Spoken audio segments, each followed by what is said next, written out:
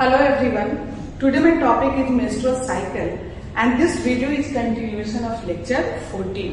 जो menstrual cycle से related जो basic बातें हैं, इसके phases और भी जो characteristic feature है, ये सब कुछ मैं डिस्कस कर चुकी हूँ लेक्चर 14 में। तो आज हम लोग को बस इसके ग्राफ्स और कैसे हार्मोन्स एक्ट करते हैं वो ये सब देखना है। तो इस मेंस्ट्रुअल साइकिल में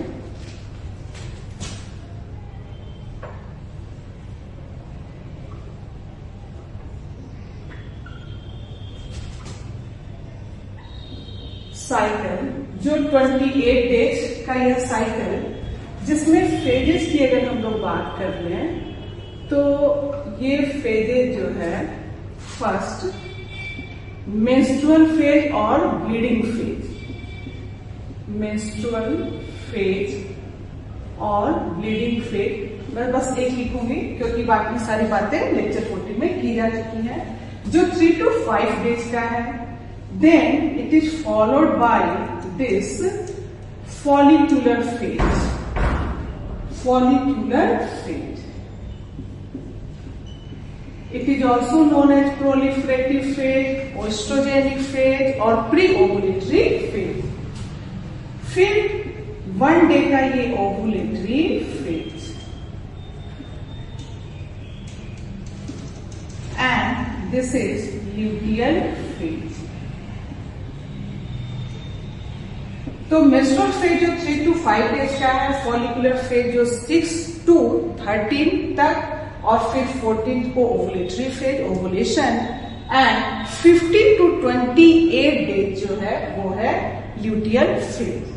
तो इस menstrual phase, follicular phase, ovulatory phase और ल्यूटियल फेज में मेंस्ट्रुअल फेज में जो है वो तो ये रेफर करता है किसको, यूट्रस को, और बाकी follicular phase, ovulatory phase, luteal phase, ये सब कुछ जो है ये चेंजेस जो हम लोग देखेंगे वो किसमें, ओवरी में। अगर इसको हम लोग एक सिंपल डायग्राम से मैं इसको दिखाती हूं आपको कि कैसे, सपोज कि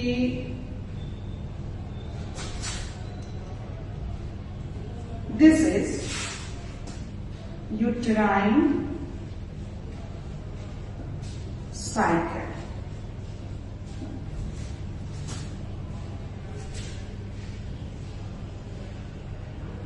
जो 1 to 28 डेज का, इस यूट्राइन साइकिल में जो ये फेज है, this is the menstrual phase और bleeding phase, menstrual phase.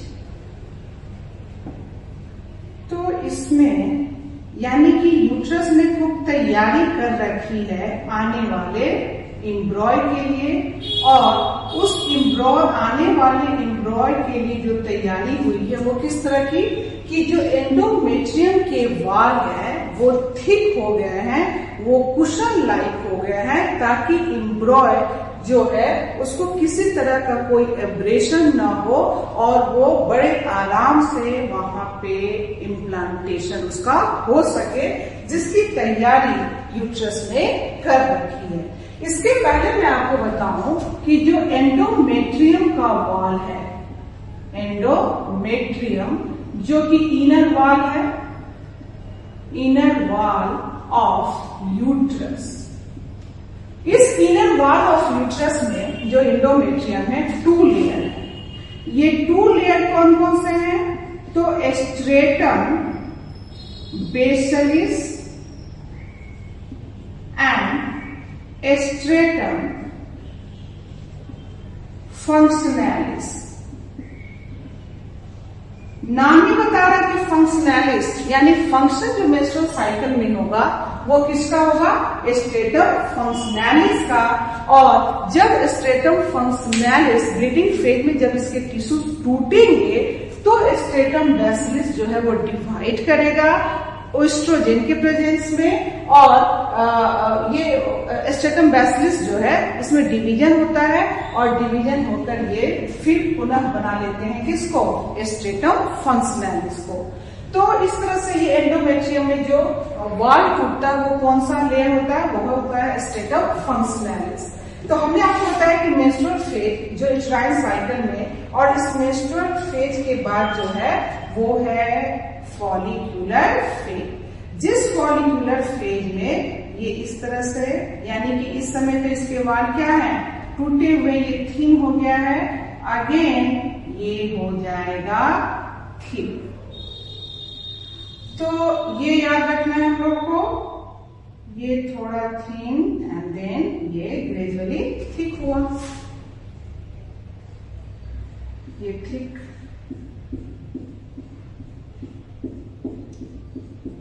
And this is menstrual phase.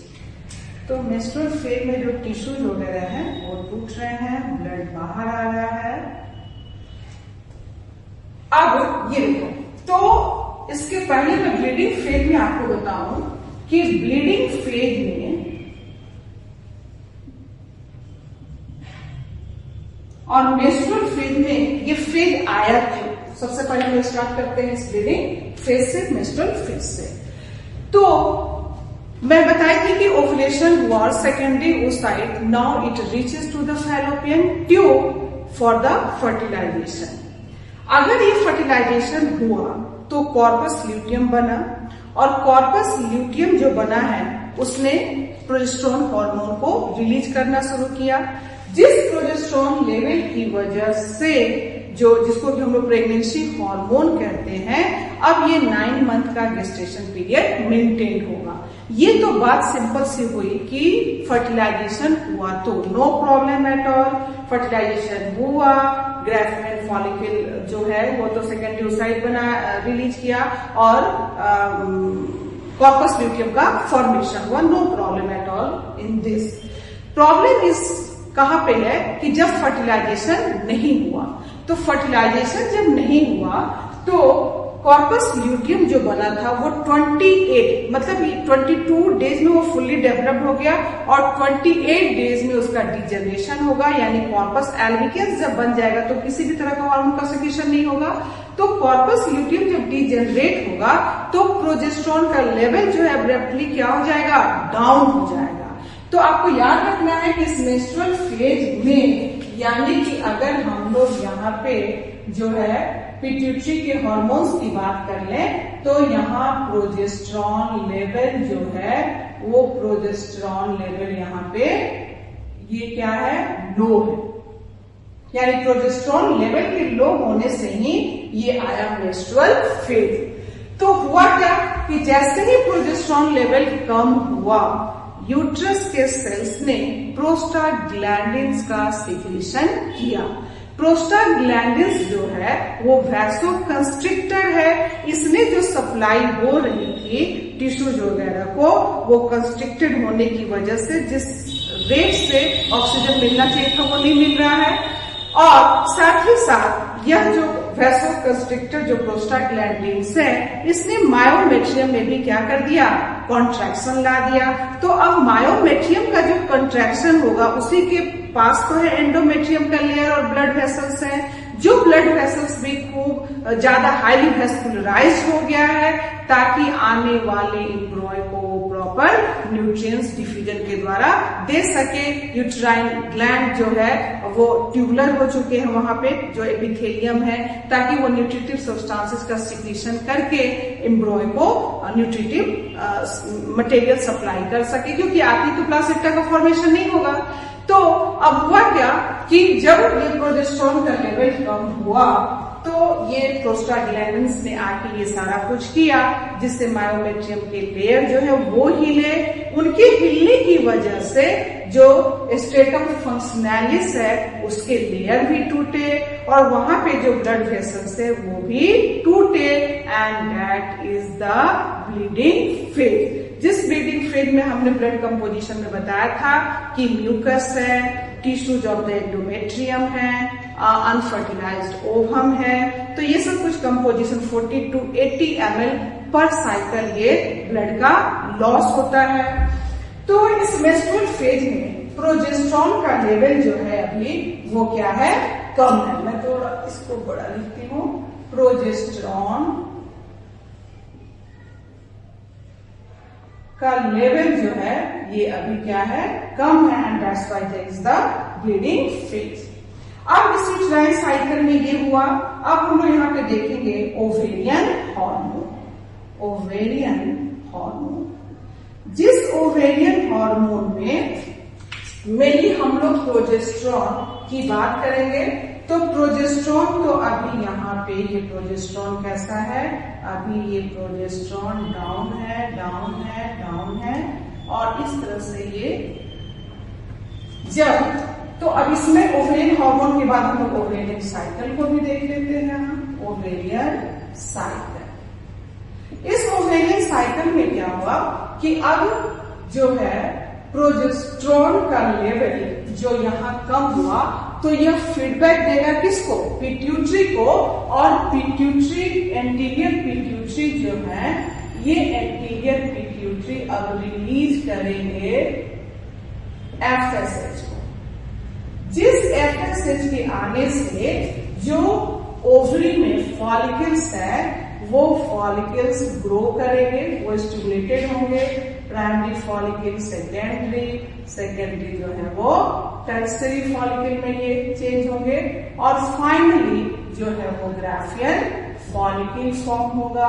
और ग्राफियन फॉलिकल जो फॉर्म हुआ, तो ये ग्राफियन फॉलिकल फॉर्म हुआ, एंड नाउ इस एफएसएच के प्रेजेंस में ये फॉलिकल जो है स्टिमुलेटेड हुए और ये ग्रोथ करना शुरू किए। अब इस ग्राफियन फॉलिकल जो है, तो अब एफएसएच जो है उसने फॉलिकल का स्टिमुलेशन कराया। आपको मैं बता चुकी हूँ कि जो थीका इंटरनल फॉलिकुलर सेल्स के हैं वो इस समय क्या रिलीज करना शुरू कर दिए, ओएस्ट्रोजेन। इस ओएस्ट्रोजेन के अभी एस्ट्रोजेन का लेवल अधिक है।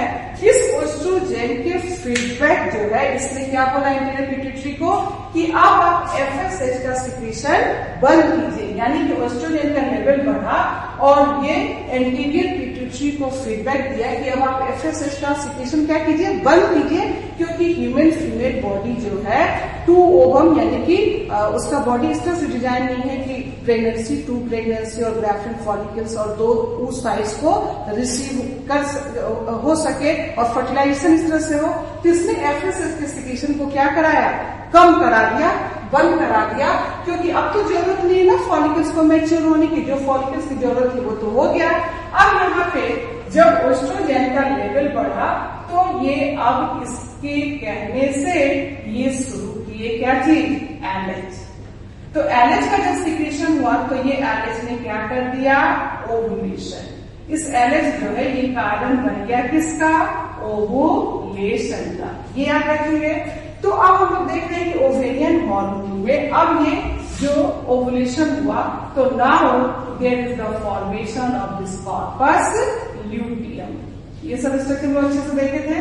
तो कॉर्पस ल्यूटियम, और जब कॉर्पस ल्यूटियम आ गया तो अब ये सिक्रीशन करेगा किसका, प्रोजेस्टेरॉन का। तो प्रोजेस्टेरॉन का लेवल अब क्या हो गया, बढ़ जाएगा। तो इस तरह से हम लोगों ने देखा कि यह प्रोजेस्टेरॉन, जो प्रोजेस्टेरॉन का लेवल तभी like this, like this, like this, and इस फेज में ये प्रोजेस्टेरॉन का लेवल बढ़ेगा लाइक दिस, ये बढ़ा। अब प्रोजेस्टेरॉन और साथ ही साथ जो फॉलिकल्स मैच्योर हो रहे हैं, तो ये भी एस्ट्रोजेन का सिक्रीशन कर रहे हैं, और एस्ट्रोजेन का सिक्रीशन जो होता है ये ऑन द 13 डे ज्यादा और ऑन द 17 to 80 डेज, ये याद रखना है। हाँ, आपको बहुत अच्छे से याद रखना है कि वो कौन सा हार्मोन है जिसका मेंस्ट्रुअल साइकिल में जिसका लेवल 2 बार बढ़ता है, वो है एस्ट्रोजेन, यानी कि यह जो ये प्रोजेस्टेरॉन का लेवल हम लोगों ने देखा, और ये रहा एस्ट्रोजेन। तो प्रोजेस्टेरॉन और एस्ट्रोजेन, साथ ही साथ अब ये जो तो ये एस्ट्रोजेन पूरे मेंस्ट्रुअल साइकिल में एक ऐसा हार्मोन्स है जो 2 टाइम्स इसका सर्ज होता है, इसका कॉन्सेंट्रेशन बढ़ता है। तो वो कौन कौन सा डे मैं यहाँ लिख देती हूँ, वो होता है ऑन द 13th डे और ऑन द 18th डे। तो 13th डे और 18th डे यहाँ पे इसका ये कॉन्सेंट्रेशन बढ़ता है, 2 टाइम्स ये सर्च करता है। ये अच्छे से याद रखना है। दूसरी बात ये कि अब यह प्रोजेस्टेरॉन जो है इसने इस प्रेगनेंसी को मेंटेन किया।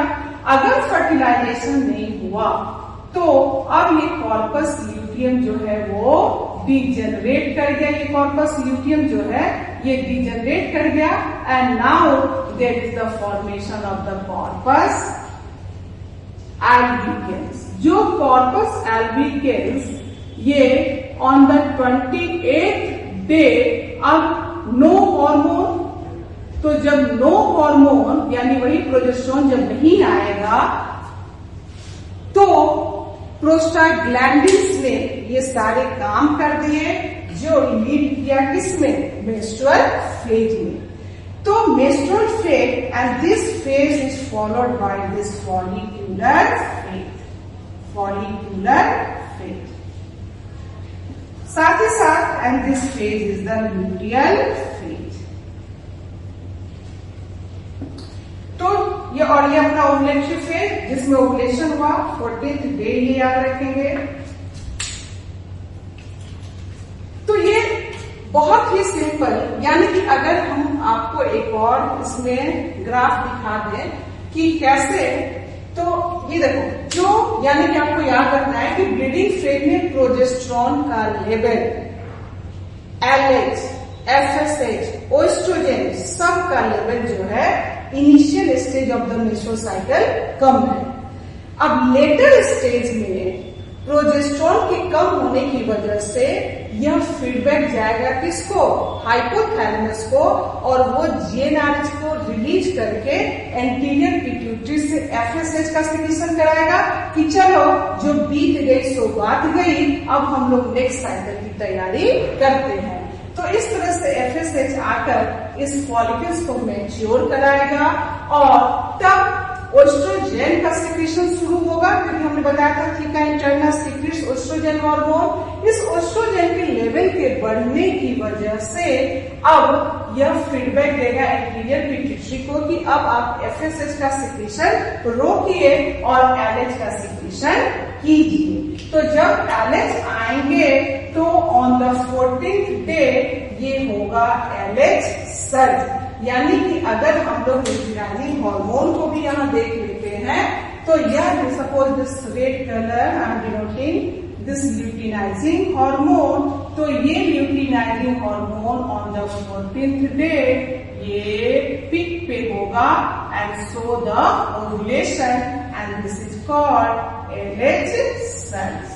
This is called LH surge.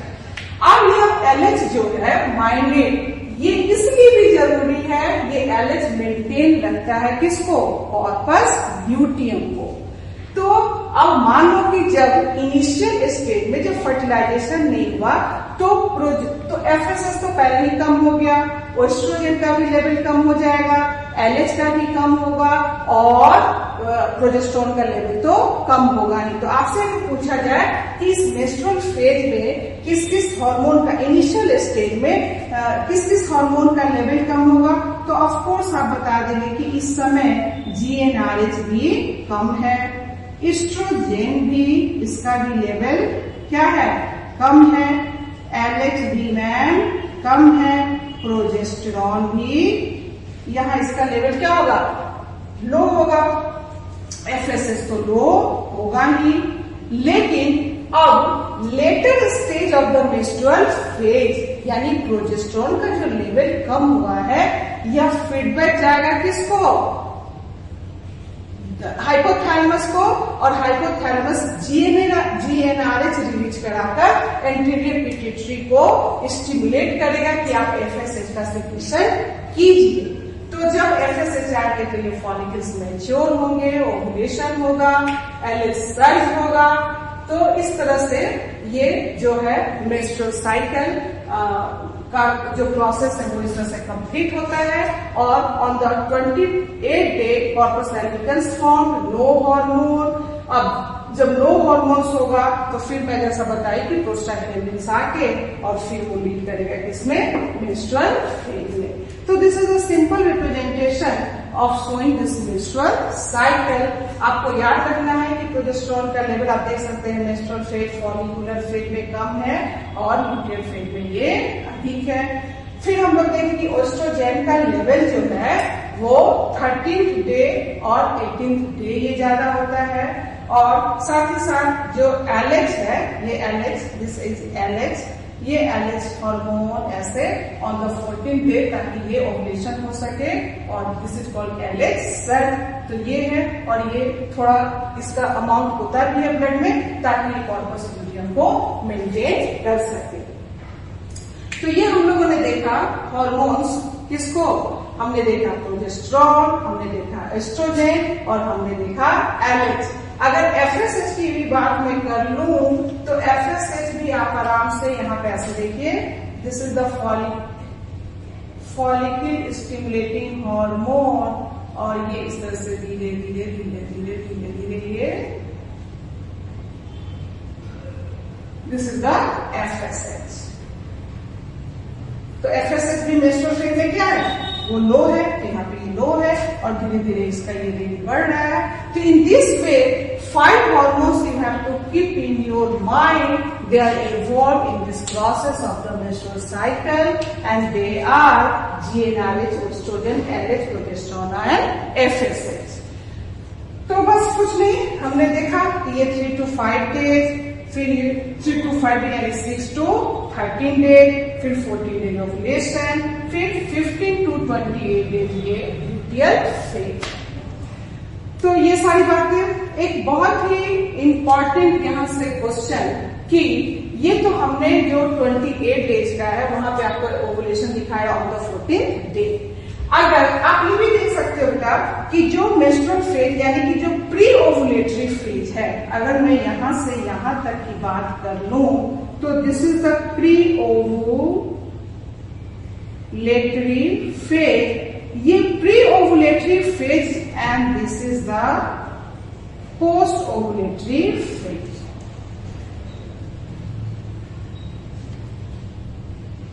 तो प्री ओवुलेटरी फेज वो डिपेंड है किस पे, एलएच पे। यानी कि सपोज एलएच जो है 12 तारीख को एलएच सर्ज हो गया तो ओवुलेशन किस दिन हो जाएगा, 12 को हो जाएगा। अगर 28 डेज का एक साइकिल है तो अगर एलएच सर्ज 13 को होगा तो ओवुलेशन भी 13 को हो जाएगा। यानी कि प्री ओवुलेटरी फेज जो है वो किसके रेगुलेशन में है, एलएच पे ये डिपेंड कर रहा है। लेकिन एक बार अगर ओवुलेशन हो गया तो there is no hormone to regulate this luteal phase, ये तो होता ही चला जाएगा। तो इस ल्यूटियल की पोस्ट ओवुलेटरी फेज आपको याद रखना है कि ये फिक्स्ड फेज होते हैं। ये क्या होते हैं का, फिक्स्ड फेज होते हैं। चाहे ओवुलेशन कभी भी हो, उसके बाद मान लो कि अगर 13 तारीख को ओवुलेशन हो गया तो 14 से ये पोस्ट ओवुलेटरी फेज स्टार्ट हो जाएगा। तो पोस्ट ओवुलेटरी फेज जो है वो फिक्स्ड है, ये याद रखना है।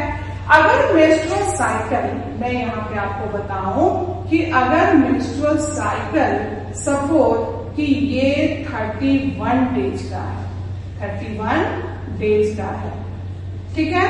तो ये जो पोस्ट ओवुलेटरी फेज जो कि 14 डेज के होते हैं उसमें हम लोग क्या करेंगे, 31 से -14 कर देंगे, ठीक है। तो उस दिन ये क्या होगा, ओवुलेशन होगा। अगर मान लो कि ये 25 डेज का है तो 25 में हम लोग क्या कर देंगे, -14 कर देंगे और जो भी यहाँ पे आपका आंसर आएगा उस दिन होगा ओवुलेशन, क्योंकि this post ovulatory phase is fixed. तो इस तरह से अगर कोई क्वेश्चन आए तो you have to deal with this formula कि उसमें से माइनस आपको 14 कर देना है, 25 में 14, तो जो भी इसमें आएगा डेट वो डेट होगा किसका, ओवुलेशन का। ये अच्छे से याद रखना है आपको। साथ ही साथ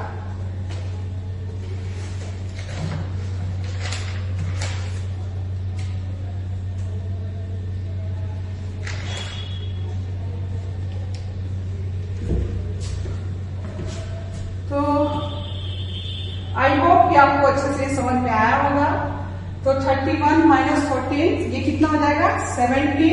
तो 17 को इसमें क्या होगा ओवुलेशन होगा, ये याद रखेंगे। और इसमें 11 तो 11 डेज पे ये ओवुलेशन होगा। तो आई होप कि आपको ये सारी चीजें क्लियर होंगी।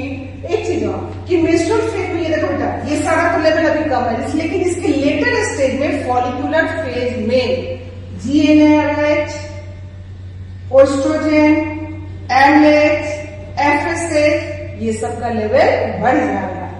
फिर जब ल्यूटियल फेज आएगा तो ल्यूटियल फेज में प्रोजेस्टेरॉन लेवल बढ़ेगा और प्रोजेस्टेरॉन लेवल बढ़ने से जो है वो फीडबैक जाएगा, तो FSH, LH ये सब कम हो जाएंगे कंपैरेटिवली और प्रोजेस्टेरॉन लेवल मेंटेन करेगा प्रेगनेंसी को। अगर फर्टिलाइजेशन नहीं हुआ तो कॉर्पस लुटियम जनरेट होगा, एब्रप्टली प्रोजेस्टेरॉन का लेवल घटेगा, प्रोस्टाग्लैंडिन्स आएंगे, वैसोकंस्ट्रिक्शन कराएंगे, ब्लीडिंग फेज होगा, 3 to 5 डेज ब्लीडिंग फेज रहेगा, फिर 6 to 13 फॉलिकुलर फेज जाएगा, जिस फॉलिकुलर फेज में ओस्ट्रोजेन है और ओस्ट्रोजेन जो है वो सेल डिवीजन कराकर यूट्राइन टिश्यू के थिकनेस को क्या करेगा वो बढ़ाएगा, ताकि ये यूट्रस का जो थिकनेस है वो धीरे धीरे यहाँ क्या होगा ये बढ़ता हुआ चला जाएगा। तो this is all about this menstrual cycle. I hope आपको अच्छे से समझ में आया होगा। Thank you so much.